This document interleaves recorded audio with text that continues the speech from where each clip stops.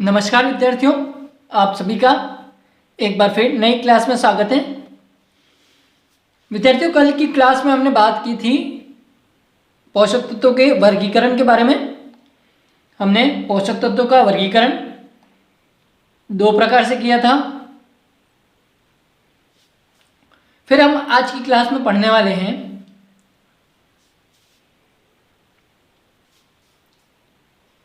पोषक तत्वों का महत्व एवं कमी के लक्षण व कमी को दूर करने के उपाय।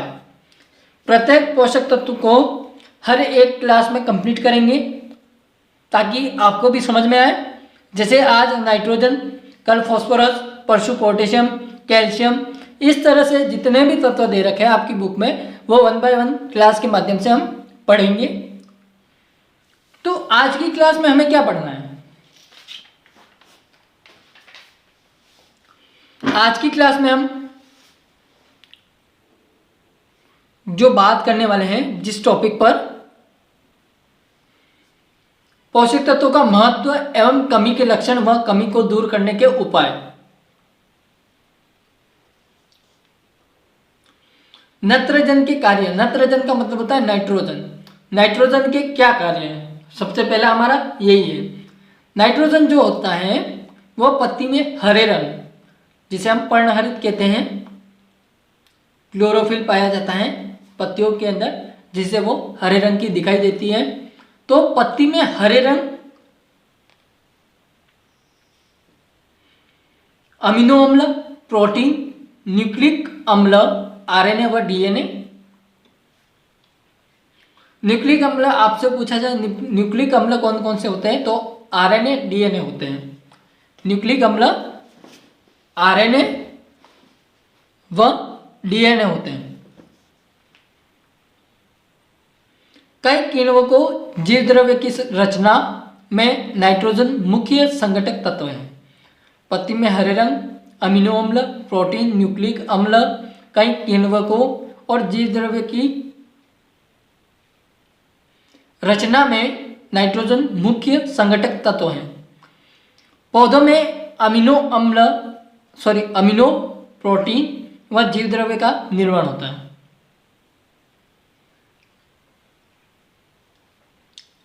पौधों में अमीनो, प्रोटीन व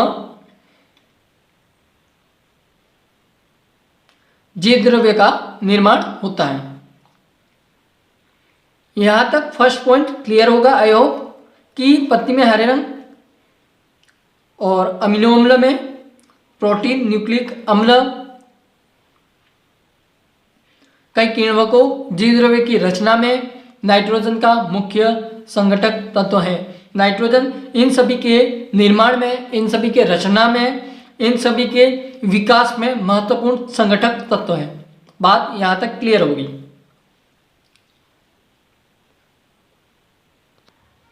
अगला पॉइंट है नाइट्रोजन की कुछ मात्रा सेलुलोज इत्यादि के रूप में कोशिका भित्ति पदार्थ बनाने के काम भी आती हैं। नाइट्रोजन की कुछ मात्रा का प्रयोग सेलुलोज निर्माण में और कोशिका भित्ति पदार्थ बनाने के काम भी आती हैं। नाइट्रोजन से कोशिका का आकार बढ़ता है। इंपॉर्टेंट पॉइंट, नाइट्रोजन सेलुलोज कोशिका भित्ति पदार्थ बनाने के काम भी आता है और नाइट्रोजन से क्या होता है, कोशिका का आकार भी बढ़ता है। अगला पॉइंट देखिए, नत्रजन या नाइट्रोजन से फास्फोरस व पोटेशियम का पौधों द्वारा उपयोग संतुलित रूप में होता है। अगला पॉइंट मेरे साथ में आपको लिखना है, नाइट्रोजन से फास्फोरस, पोटेशियम का पौधों द्वारा उपयोग संतुलित रूप में होता है। पत्ती वाली सब्जियों के गुणों में वृद्धि करती हैं। जो नाइट्रोजन की मात्रा होती है उससे क्या होते हैं, पत्ती वाली सब्जियां जो होती हैं उनके गुणों में वृद्धि होती है और पत्तियों में सरसता लाती हैं, मीठापन लाती हैं। नंबर 5 पॉइंट है, दाने व चारे की फसलों में प्रोटीन की मात्रा बढ़ती है। दाने और चारे वाली फसलों में प्रोटीन की मात्रा बढ़ती है।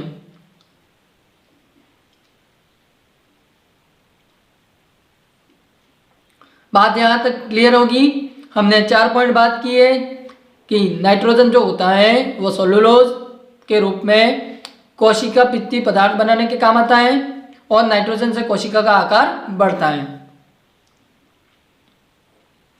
फिर हमने बात की है नाइट्रोजन से फास्फोरस व पोटेशियम का पौधों द्वारा उपयोग संतुलित रूप में होता है। पत्ती वाली सब्जियों के गुणों में वृद्धि करती हैं, पत्तियों में सरसता लाती हैं। दाने व चारे की फसलों में प्रोटीन की मात्रा बढ़ती है। बात यहां तक क्लियर होगी। आगे बढ़ते हैं अगले पॉइंट की तरफ। अगले 3 लास्ट पॉइंट लिखिएगा। दाने सुडौल व गुदेदार बनते हैं और गन्ना, गेहूं, जौ व जई आदि में कल्ले अधिक फूटते हैं। दाने सुडौल व गुदेदार बनते हैं, बड़े आकार के, भरे हुए, अधिक वजनदार बनते हैं। गन्ना, गेहूं, जौ, जई आदि में कल्ले जो होते हैं, फूटान जो होती हैं, बीज जो बनते हैं वो अधिक फूटते हैं, जिससे फूल बनता है, फूल से बीज बनते हैं और ये प्रक्रिया नाइट्रोजन की उपस्थिति में अधिक होती है। जैविक पदार्थ के शीघ्र सड़ाव में सहायक हैं। जो जैविक पदार्थ जो होते हैं बायो कंपोस्ट जो होते हैं उनके पदार्थ के शीघ्र सड़ाव में सहायक हैं, उनको शीघ्र सड़ाने में मदद करता है। आगे बढ़ते हैं अगले पॉइंट की तरफ। अगला पॉइंट आपके सामने है, देखिए क्या कह रहा है कि पौधों की वानस्पतिक वृद्धि तेजी से होती है नाइट्रोजन की उपस्थिति के कारण। पौधों की वानस्पतिक वृद्धि तेजी से होती है नाइट्रोजन की उपस्थिति के कारण। अधिक नाइट्रोजन से हानियां क्या क्या है? यदि हम अधिक नाइट्रोजन का प्रयोग करेंगे तो उससे क्या क्या हानियां होगी वो देख लेते हैं। फर्स्ट पॉइंट नोट कीजिएगा मेरे साथ में। फसल देर में पकती है क्योंकि अधिक नाइट्रोजन ग्रहण कर फसल काफी समय तक हरी बनी रहती है। फसल देर से पकती है, अधिक नाइट्रोजन ग्रहण करने के कारण फसल काफी समय तक हरी बनी रहती है। अगर मृदा में फास्फोरस व पोटाश की कमी हो तो फसल दाना बहुत कम में बनता है व वजन भी कम होता है। अगर मृदा में फास्फोरस व पोटाश की कमी हो तो क्या होगा? फसल दाना बहुत कम होगा और वजन भी उसका कम होगा।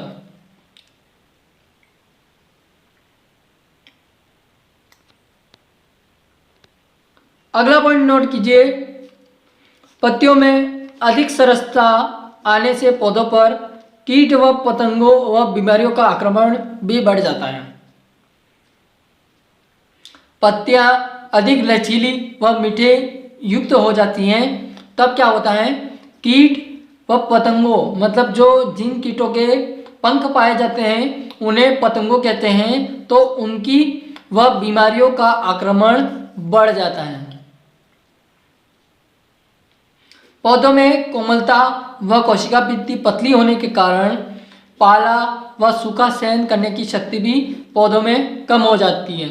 सबसे खतरनाक परेशानी है पत्तियों में अधिक सरसता आने से कीट व पतंगों व बीमारियों का आक्रमण बढ़ जाता है और पौधों में कोमलता व कोशिका भित्ति पतली होने के कारण पाला व सूखा सहन करने की क्षमता उनमें खत्म हो जाती है या कम हो जाती है। नंबर 4 पॉइंट देखिएगा। सब्जियों में अन्य फसलों के भंडारण गुणों में कमी आ जाती है।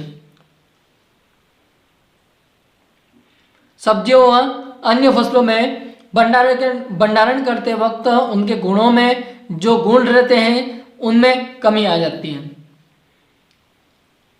अगला देखिए, आलू जैसी फसलों में वानस्पतिक वृद्धि अधिक होकर कंद की पैदावार कम हो जाती है। यदि कंद नहीं बनेगा तो हमें फूल नहीं प्राप्त होंगे। तो यही बातें यहाँ पर ये पॉइंट हमें समझा रहा है। अगला पॉइंट देखिए नंबर 6, गन्ने की फसल में अधिक मात्रा में नाइट्रोजन से शक्कर की मात्रा घटती है। गन्ने की फसल में क्या होता है कि यदि अधिक नाइट्रोजन उपस्थित होगा तो शक्कर की मात्रा जो होगी वो घट जाएगी। नंबर 7 पॉइंट देखिए, अधिक नाइट्रोजन ग्रहण कर पौधे बढ़ते हैं व गिरने लगते हैं। पौधे बढ़ेंगे जरूर लेकिन गिरने लग जाएंगे, तने वाले भाग से टूटने लग जाएंगे। अगला पॉइंट देखिए, भूसे की मात्रा दानों की अपेक्षा अधिक बढ़ती है।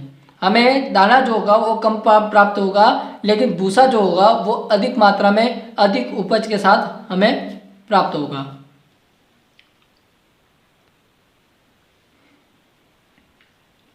कमी के लक्षण, नाइट्रोजन पौधे में गतिशील होने के कारण कमी के लक्षण पुरानी पत्तियों या निचली पत्तियों पर आते हैं। नाइट्रोजन पौधों में गतिशील होने के कारण कमी के जो लक्षण होंगे वो पुरानी पत्तियों या पौधे की निचली पत्तियों पर आते हैं और फिर ऊपर की ओर नई पत्तियां प्रभावित होती हैं व सूखती रहती हैं। अगला पॉइंट देखिए, पौधे हल्के पीले रंग के दिखाई पड़ते हैं। सर्वप्रथम पर्ण शीर्ष से शुरू होकर पर्ण आधार की तरफ जो वी आकार का होता है उसमें पीलापन विकसित होता है। ऐसा होता है, पत्ती का आगे का भाग फिर ऐसे बनती है पत्तियां, तो ये जो वी आकार का जो भाग है वहां पर पीलापन विकसित होता है।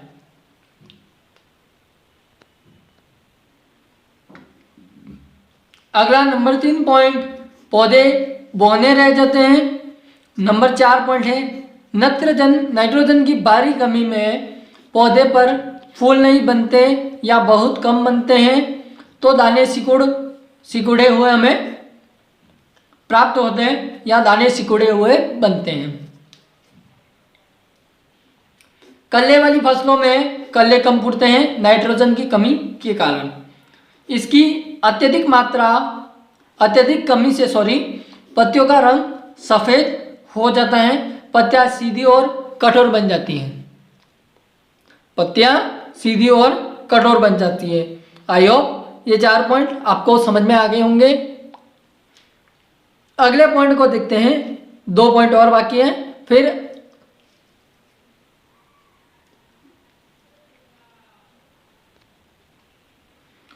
अगला नंबर 7 पॉइंट है, फल वाले वृक्ष में फल गिर जाते हैं नाइट्रोजन की कमी के कारण।